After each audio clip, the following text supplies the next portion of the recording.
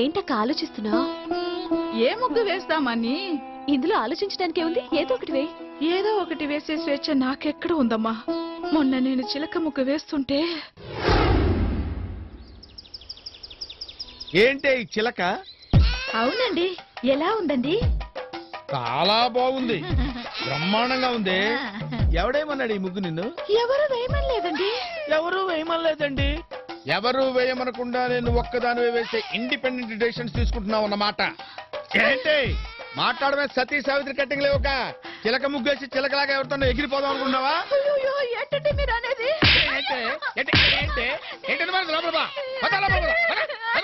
ఇది చాలా అన్యాయం అక్క. నిన్నటికి నిన్న గులాబీ ముగ్గు వేస్తే సూపర్. గులాబీ పువ్వు బ్రహ్మాండంగా వేసావే. ఎవరు నేర్పాడా నీకు? మా బామ్మ. బామ్మ అంటే మీ అమ్మకి అమ్మ అన్నమాట. నువ్వు చిన్నప్పుడు ఉగ్గు పాలతోనే నేర్చుకున్నావే మొగోడిని ముగ్గులేసి ముగ్గులోకి లాగటం. ఏంటండి మీరు అనేది? ఏంటా ఈ గులాబీ ముగ్గేసి ఏ జిలేబీ గాడిని ముగ్గులోకి లాగుదాం అనుకున్నావు? ఎవరండి ఆయన? అంటే ఏంటి ఆడి పేరు కూడా చెప్పాలా నీకు? పేరు కూడా చెప్పాలా నీకు? నేను తప్పేస్తాను. ఎవడేవాడు చెప్పు, చెప్పవే. నిన్ను వదలను నేను. చెప్పు, చెప్పవే. ఏది అయినా ఇలాంటి అనుమాన పక్షిని నువ్వెలా పెళ్లి చేసుకున్నావు అక్క? అదో పెద్ద ఫ్లాష్ బ్యాక్. నేను 2 ముక్కల్లో చెప్తాను, వినేసి వెళ్ళిపో.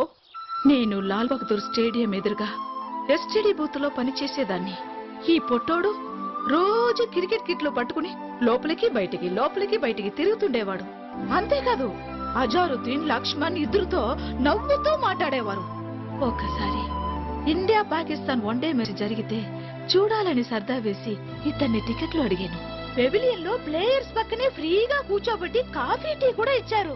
తర్వాత ఐ లవ్ యూ అన్నారు. ఇతనేదో పొడి చేసే ప్లేయర్ అనుకుని నేను ఐ లవ్ యూ అనేసి పెళ్లి చేసుకున్నా.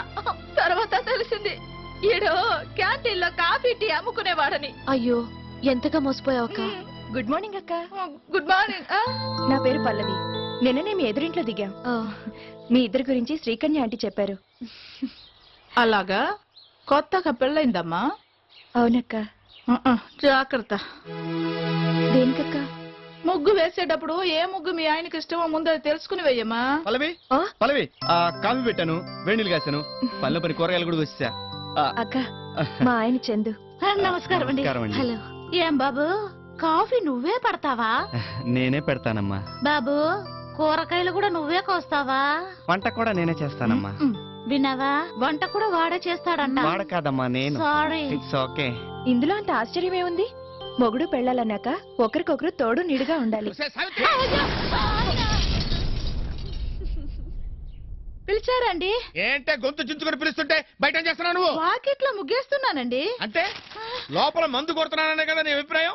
ఏమండి, ముగ్గుకి పెగ్గుకి ఏమన్నా సంబంధం ఉందా? తాగినప్పుడు నేను చెప్తున్నాను నాకు ఈ దరిద్రుడు వద్దని. అయ్యో తప్పునానా, అలా చెప్పకూడదు. మనకు టీవీ నచ్చకపోయినా మార్చుకోవచ్చు, పాలోడు పేపర్ లోడు నచ్చకపోయినా తీసేయొచ్చు, కానీ నచ్చినా నచ్చకపోయినా డాడీని మాత్రం మార్చుకోలేమమ్మా. అంటే ఏంటి నీ ఉద్దేశం? ఇండైరెక్ట్ గా నేరుగా నీకు నచ్చలేదని చెప్తున్నట్టుగా? అయ్యో, ఇండైరెక్ట్ గా చెప్పడం లేదండి. అంటే నేరుగానే చెప్తున్నావు అనమాట. నీకు ఈ మధ్య నోరు పెగులుతుంది. మొగుడంటే లెక్కలేంతనం ఏర్పడింది. మొగుడంటే ఎలా ఉండాలో ఆ ఎదురింటి కుర్రాడిని చూసి కొంచెం నేర్చుకోండి.